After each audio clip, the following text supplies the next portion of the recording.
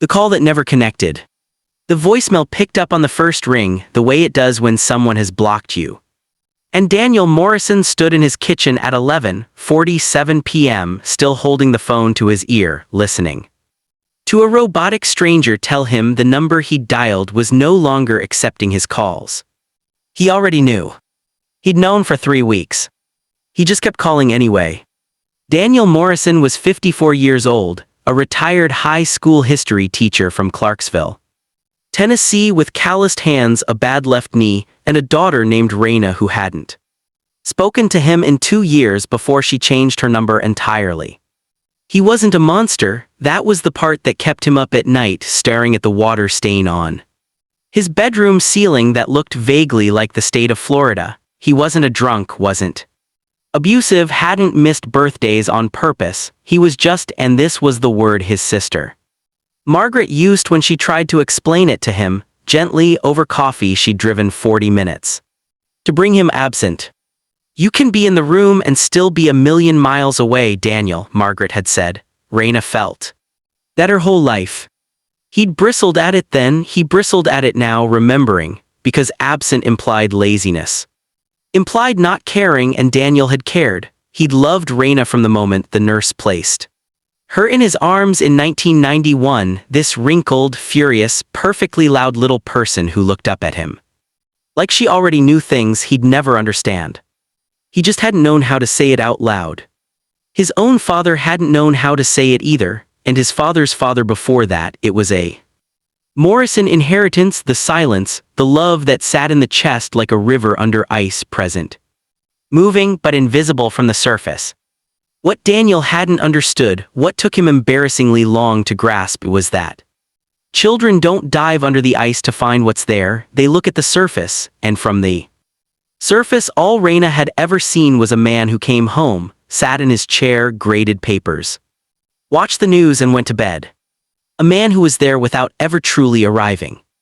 The estrangement had started officially when Raina was 31, though Daniel would later understand it had started quietly, accumulating like sediment long before that. The official break came over Thanksgiving.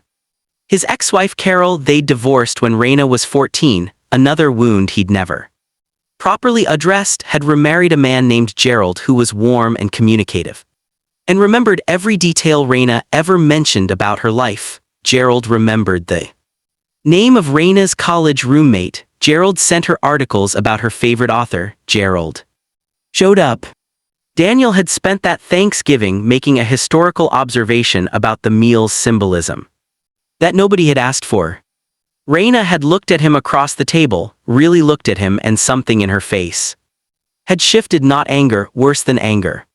Resignation, like she'd been hopping for something her whole life and had finally, in that moment, decided to stop hopping. They'd still spoken after that, occasional phone calls, stiff holiday texts, but the warmth that had occasionally broken through before, the rare conversations where Raina forgot to be guarded and laughed the way she had as a child, her whole face involved in the laugh those had stopped. And then, 2 years ago, when Daniel had called to tell her about his retirement and she'd said, "Carefully, I think we need some space, Dad," he'd responded poorly. He'd gotten defensive, said things about ingratitude, about how he'd provided, about how she didn't understand what it was like to grow up poor, the way he had, where love was demonstrated through sacrifice and not through talking about feelings all the time. She'd gone quiet. And then she'd hung up. He'd called back 17 times over the following month. After that, the number changed. The first year without her, Daniel did what men of his generation typically did with pain. He organized it, put it somewhere useful, channeled it into projects. He painted the house, fixed the fence, repaired the back porch steps that had been rotting since 2019. He drove to the hardware store and talked to other men about lumber grades and weatherproof sealant, and for stretches of several hours, he almost forgot the specific weight of what he'd lost. But then he'd come inside, and the house would be quiet in the particular way that empty houses are quiet, not peaceful but hollow, and he'd sit at the kitchen table with a glass of water and feel the full scope of his failure pressing on his sternum like a stone. He had a son too, Marcus, 50 years old now, lived in Denver with his wife and 3 kids. Marcus called every Sunday, reliably, briefly. They talked about sports and local politics and whether Daniel's knee would ever be worth operating on. It was a fine relationship, functional, consistent.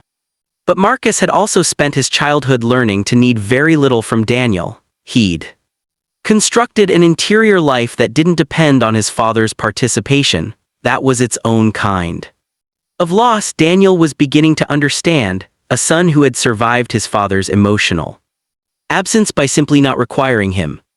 Raina had required him, had kept trying year after year to reach through that ice and find the river, until she stopped. 18 months after the number changed, Daniel had a health scare. It turned out to be nothing, an irregular heartbeat that required monitoring and minor medication adjustment, not the cardiac event his doctor had initially feared, but for 72 hours while tests were being run and results were pending, Daniel had lain in a hospital bed in Clarksville General and thought about dying. Not with fear exactly, with a strange clarifying grief.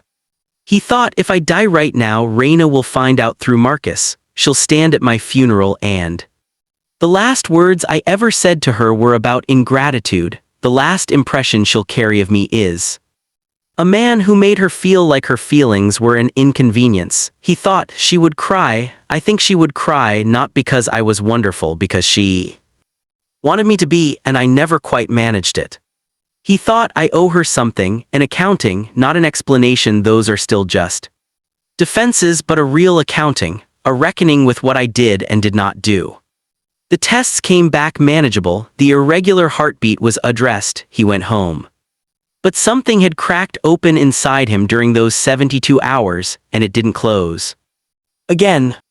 He started seeing a therapist in the spring. This was not a natural development for Daniel Morrison. He was from a background, a generation, a specific brand of Southern masculinity that treated therapy as something you did only when you were broken, and admitting you were broken was itself a kind of additional breaking. But Margaret had suggested it, and something about nearly dying, even nearly dying. Even the suggestion of it had made him more willing to do things he'd previously considered humiliating. Her name was Dr. Patricia Osai. She was 60, Ghanaian-American, patient in a way that felt like a professional skill she'd spent decades perfecting. She did not let him get away with historical analysis of his own behavior. You keep describing why you became this way, she told him in their 4th session. That's useful context, but it's not the work. The work is sitting with what it cost her. I did the best I could, Daniel said. He said it automatically, the way he'd been saying it to himself for years. I believe you, Dr. Osai said, and your best wasn't enough. Both of those things are true at the same time, and you need to find a way to hold both of them. He stared at the small, succulent plant on her windowsill for a long time. That's very uncomfortable, he finally said. Yes, she agreed, that's where the growth is. He went home that day and cried in his truck in the driveway for 20 minutes, real crying, the kind that feels like something being wrung out of you, not the dignified eye-dampening he'd allowed himself at his mother's funeral. 20 minutes of something volcanic and necessary. When he was done, he felt not better exactly, but emptier in a good way, like something had been released that had been pressurized for years. Dr. Osai suggested eventually that he write a letter. Not to send, not yet, maybe not ever, but to write, to articulate without defense, without historical context, without explanation, what he had failed to provide and what he understood that failure had cost. He wrote 7 drafts over the course of 3 months. The first 6 were, as Dr. Osai gently pointed out, mostly about him, about his childhood, about his father, about the cultural context of emotional unavailability in men of his era. They were well written. He was, after all, a retired English and history teacher, and language had always come more easily to him on paper than in person. But they were not, Dr. Osai said, letters to Raina. She knows your history, Dr. Osai told him. She's probably researched it, tried to understand it. Used it to make sense of you. That's not what she needs from you. She needs to know you. Understand her experience, not your reasons, her experience. The seventh draft was different. It took him 11 days to write 4 pages. He deleted and rewrote sentences he'd spent hours on. He read it aloud in his kitchen, alone, to the empty room, to hear if the words sounded like genuine accounting or like more self-justification wearing accounting's clothes. It started simply, "Raina, I'm writing this because I've been trying to understand what it was like to be your daughter, not what it was like to be your father, what it was like to be you growing up in our house, needing things from me that I never gave you." He described specific moments, not his version of them, her version, as best he could reconstruct it. The school play in 5th grade where he'd sat in the back and left before the reception because he had papers to grade, the way she'd stopped bringing friends home by middle school and how he'd never asked why, the conversation she'd tried to start when she was 16 about feeling lonely, and how he'd pivoted to practical advice about joining clubs, entirely missing the point that she hadn't been asking for solutions, she'd been asking to be heard. He wrote, "I think you changed your number because I turned even my attempts to reach you into something you had to manage. You needed space and I filled that space with pressure. Sorry for that. I'm sorry for all of it, but specifically for that, for making my grief about losing you into one more weight you had to carry." He did not ask her to forgive him. He did not say he hoped they could reconcile. He ended it simply, "You deserved a father who showed up emotionally in the room. I don't know if it's possible to rebuild anything at this point, and I understand if it isn't, but I wanted you to know that I see finally what I failed to give you. I see it clearly and I'm not hiding from it behind excuses anymore. Whatever you decide about us, you should know that." He folded it and put it in an envelope addressed to Raina's last known address, her apartment in Nashville, which he'd gotten from Marcus under the pretense of needing it for his will documentation. He didn't know if she still lived there. He drove to the post office, stood at the mail slot for 4 minutes, and then mailed it. He drove home. He sat on his back porch. He watched the light change. He had no expectation she would respond. He was wrong. 6 weeks later, on a Tuesday in October, his phone rang with a number he didn't recognize. He almost didn't answer. He'd become selective about unknown numbers since the spam calls had intensified, but something made him pick up. "Dad." Her voice was 33 years old now, low and careful. He recognized it instantly. It was the voice she used when she was controlling something, managing her own reaction in real time. He didn't speak for a moment, couldn't. "I got your letter," Raina said. "I know," he said, unnecessary, but it was all he had. A silence stretched between them, but it was a different kind of silence than the ones that had always filled their conversations. Those silences had been absences, spaces where things should have been but weren't. This silence felt inhabited, like they were both actually in it together. "I've read it a lot of times," she said. "I kept waiting to find the part where you made it about yourself, where you brought in your dad or your childhood, the part where I was supposed to feel sorry for you instead of just heard." He waited. "It wasn't there," she said, and her voice broke slightly on the last word. "No," Daniel said, "I tried very hard to keep it out." "How'd you manage that?" "I had help," he said. "I've been seeing someone, a therapist." She was fairly relentless about it. A sound from Raina, not quite a laugh, but the breathing pattern of someone who wanted to laugh and was holding back. "You seeing a therapist?" "I know."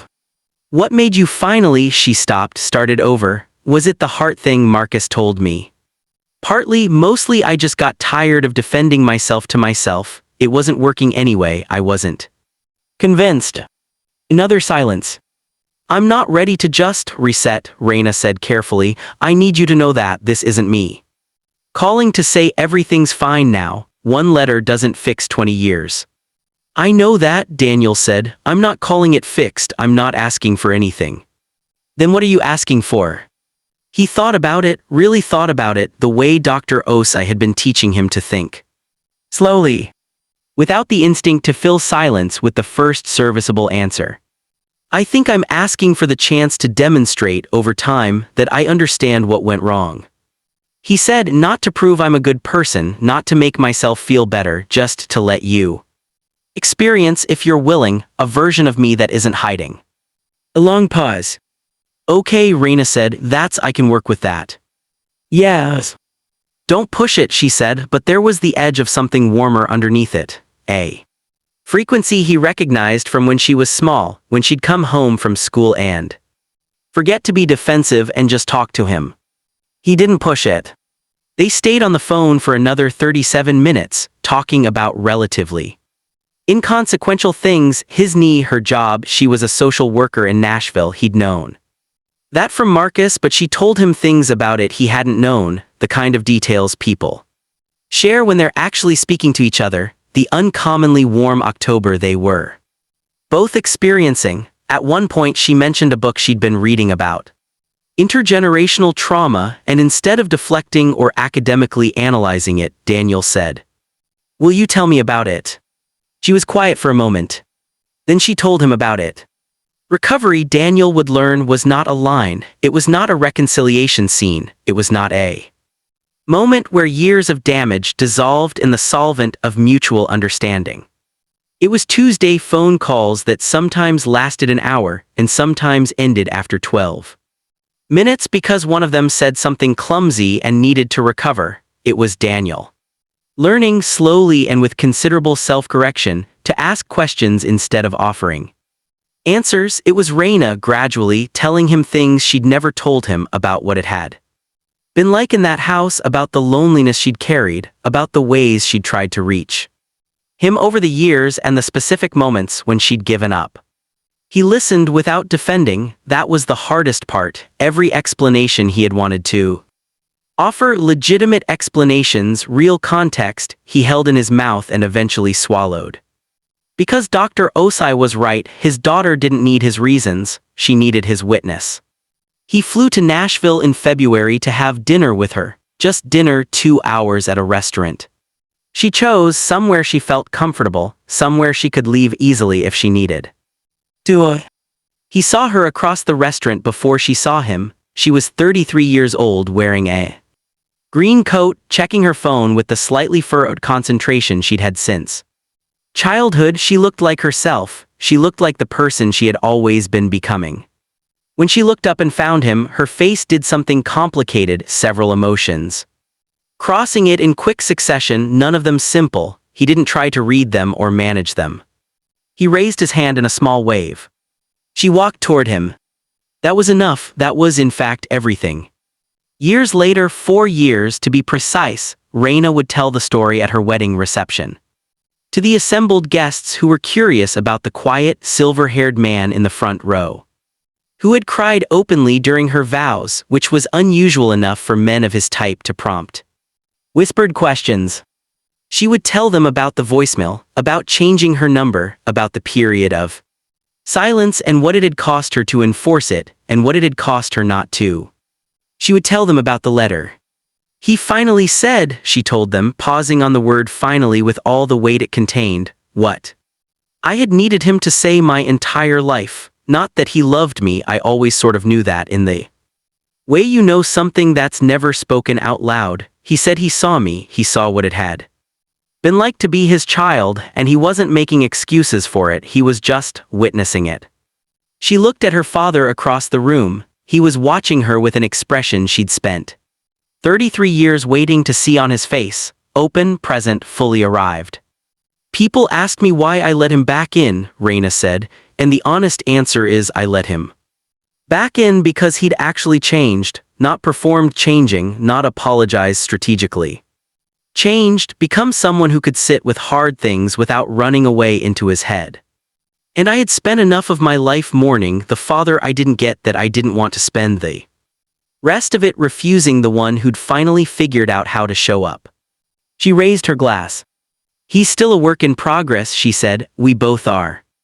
Daniel laughed, and it was the open, whole-face laugh of someone who had nothing left to protect.